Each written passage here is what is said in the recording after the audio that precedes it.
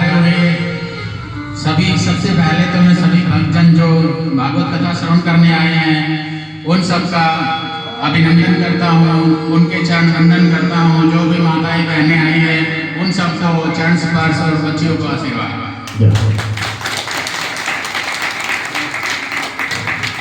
अब व्यासपीठ पर विराजमान पंडित मुरारीलाल जी शास्त्री, उनको मैं दंडवत प्रणाम करता हूँ क्योंकि उनके मुख अरविंद से हम ये कथा सुन पा रहे हैं।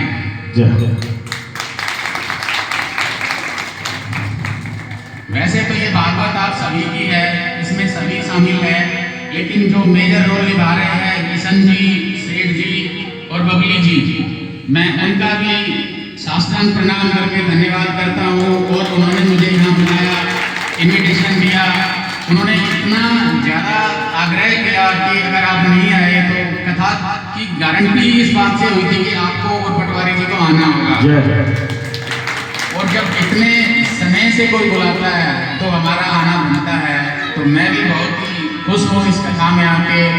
और देखो, उम्र मेरी कुछ इतनी ज़्यादा नहीं है, पर मैं अभी आपको बातें बताऊंगा वो बहुत ज्ञान की है और बहुत गहरी बातें हैं।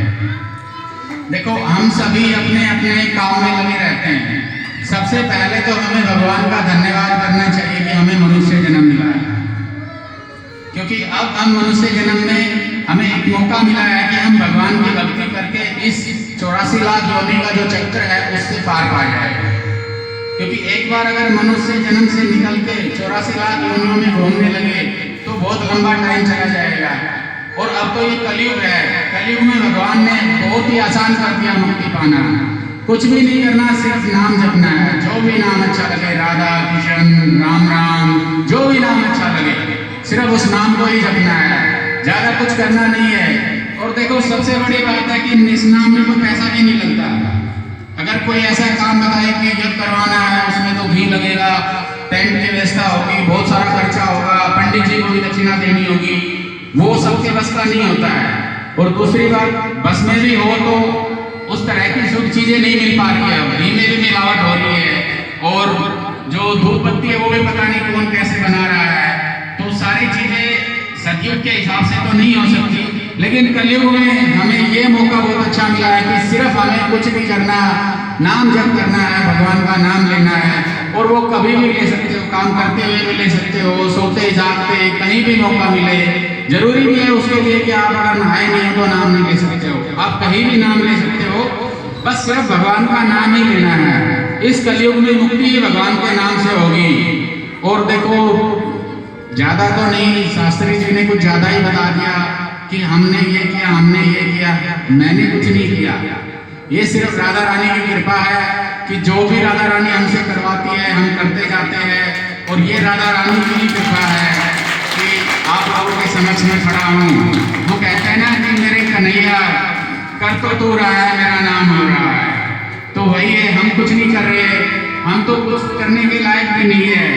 और राधा रानी के अनन्य भक्त है, इस बात की कसक है हमें कि राधा रानी हमसे सेवा करवाए। और हम गृहस्थ है, हमारा पहला धर्म यही होता है कि हमें दान करना चाहिए। क्योंकि जो भी साधु संत है या पंडित है, वो उनकी कोई नौकरी है, वो धन तो अर्जन करते नहीं है। वो सिर्फ पंडित जो होते हैं वो सिर्फ भगवान की भक्ति भागवत कथा करके, हमारे फेरे वगैरह करवा के, जो भी कर्म कांड करवा के, उन्हीं से उनका जीवन यापन होता है। लेकिन गृहस्थ धर्म ऐसा है जिसमें हम सारे ब्रह्मांड का, गृहस्थ को छोड़ के सभी का पालन पोषण करते हैं। क्योंकि जितने भी मंदिर हैं, जितनी भी संस्थाएं चल रही है, जितनी भी भागवत कथाएं हो रही है, सब गृहस्थ के दान से ही होती है। क्योंकि इन लोगों की अपनी कोई कमाई नहीं होती। हमारे तो धंधे हैं, बिजनेस है, तनख्वाहें हैं, नौकरी है, लेकिन इनका कुछ नहीं होता है। तो हमें देखो, मैं तो भागवत और शास्त्र के संगत जो बातें होगी वही मैं आपको बताऊंगा। शास्त्रों में लिखा है कि अपनी कमाई का 50% हमें दान करना चाहिए। ये भगवत गीता में साक्षात लिखा हुआ है कि हमें अपने 50% कमाई का दान करना चाहिए। लेकिन ऐसे तो बिरले इस दुनिया में मिलने ही मुश्किल है। अभी कोई नहीं होगा ऐसा बिरला कि जो कर पाता होगा। मैं भी नहीं कर पाता 50% की कमाई का। हाँ, फिर भी 20-25% की मैं कोशिश करता हूँ क्योंकि गृहस्थ है, गृहस्थ में खर्चे होते हैं, गृहस्थ बच्चे हैं, गृहस्थ धर्म की जिम्मेवारियां हैं, वो निभानी होती है। लेकिन कुछ भी करो, ज़्यादा नहीं तो थोड़ा दान जरूर करो, क्योंकि जो आपने दान दिया है, जो दान कर रहे हो, सीधा सा फंडा है इस दुनिया का, जो आप दे रहे हो वही वापस मिलेगा। जैसा दे रहे हो वैसा ही मिलेगा। किसी को छल कपट दोगे, किसी को धोखा दोगे, वो धोखा ही आपको रिटर्न मिलेगा। भगवान का बहुत क्लियर फंडा है, वो बहुत ही सीधे सीधे है, वो हिसाब में बहुत सीधे है। जो आप दे रहे हो वही आपको वापस देते हैं। अगर दान करोगे, धन वापस दोगे तो धन मिलेगा। और कहते हैं ना कि दान दिए ना धन घटे, कभी धन नहीं घटता। देखो जहाँ भी ठाकुर जी मुझसे सेवा करवाते हैं, राधा रानी सेवा करवाती है, मैं कर देता हूँ। मुझे नहीं पता कहाँ से पैसा आता है, कैसे अरेंजमेंट होता है, क्या करती है वो, क्या करती है, क्या है। और उन्होंने मुझे इतना ऐश्वर्य भी दे रखा है कि आज के दिन मेरा काम भी नहीं रुकता। जो बच्चों की जरूरत है वो नहीं रुकती, घर की जरूरत है वो नहीं रुकती। और घर से कोई साधु या कोई भी जिसको ममता कह सकते हो, खाली हाथ नहीं लौटा है। यही राधा रानी की कृपा है। किसी का शुक्रगुजार हो राधा रानी का।